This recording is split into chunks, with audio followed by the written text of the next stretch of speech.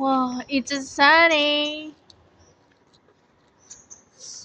day here in Singapore, guys.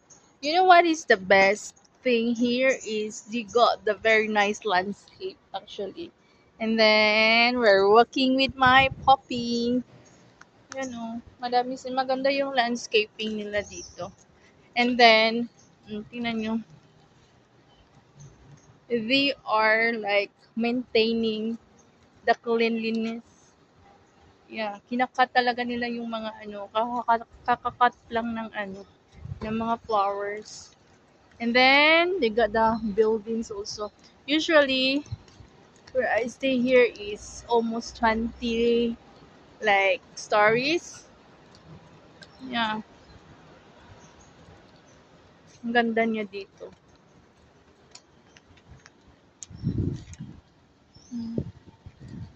So this is where wala na yung puno dyan sa harapan, pinutol na nila because they are doing something like renovation or something like improvisation, improvement.